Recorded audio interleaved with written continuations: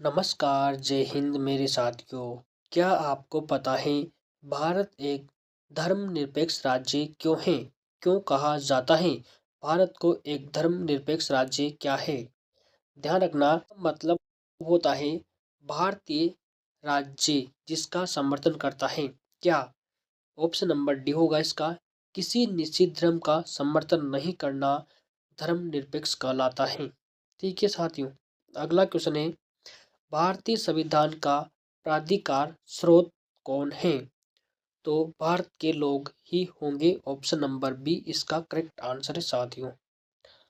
अगला क्वेश्चन है अगला क्वेश्चन है साथियों कि निम्नलिखित में से वे दो शब्द कौन से हैं जिनका समावेशन 42वें संशोधन द्वारा संविधान की उद्देशिका में किया गया है।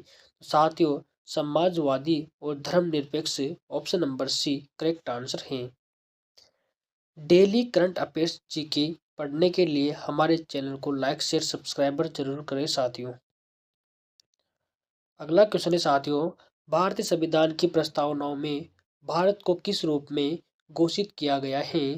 तो भारत को एक प्रभुत्व संपन्न समाजवादी धर्मनिरपेक्ष प्रजातांत्रिक गणराज्य के रूप में स्वीकार किया गया है, घोषित किया गया है। ऑप्शन नंबर सी इसका करेक्ट आंसर है।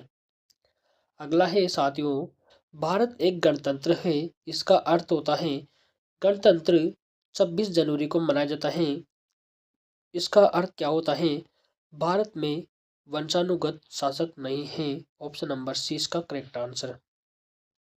अगला क्वेश्चन है साथियों निम्न में से कौन सा शब्द भारत के संविधान की उद्देशिका में नहीं है?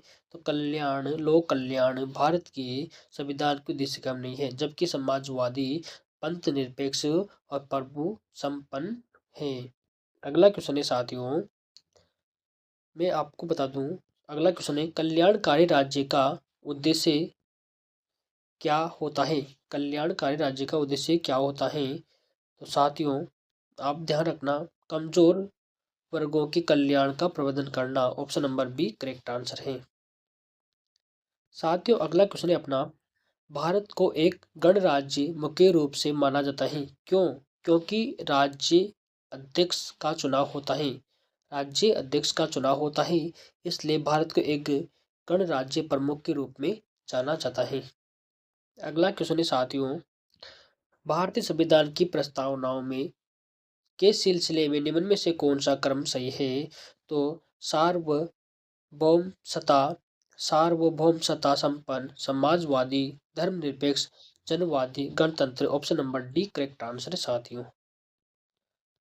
अगला जो क्वेश्चन है साथियों भारत में लौकिक सार्वभौमिकता है क्योंकि संविधान की प्रस्तावनाओं में है हम भारत के लोग शब्दों से व्याख्यात किया गया है।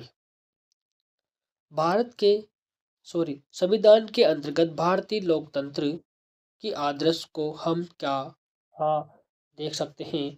तो प्रस्तावनाओं के अंदर इसका उल्लेख मिलता है। Option number B correct answer है।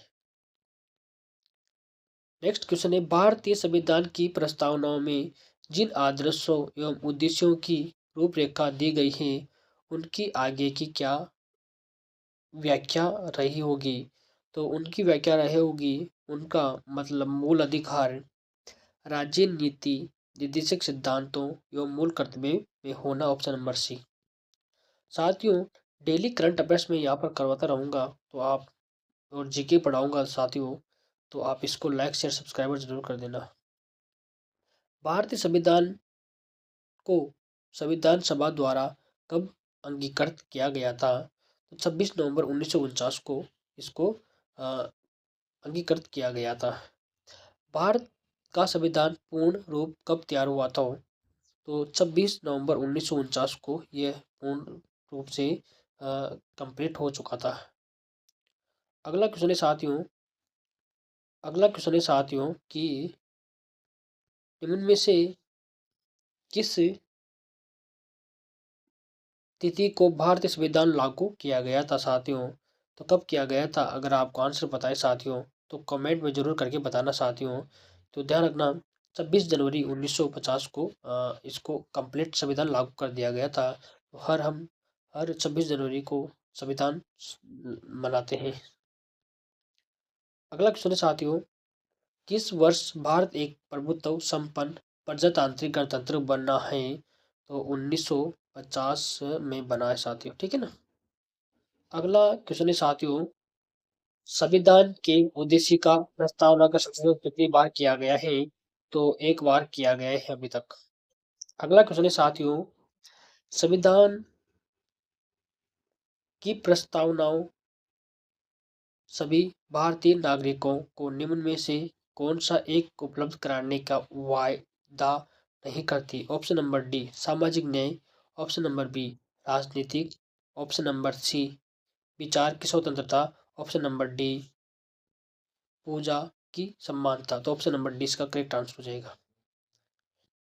अगला जो क्वेश्चन है साथियों, 26 नवंबर 1949 को अंगीकृत भारतीय संविधान की प्रस्तावनाओं में शब्द किसमें सम्मिलित नहीं हुए थे? तो दोस्तों समाजवादी,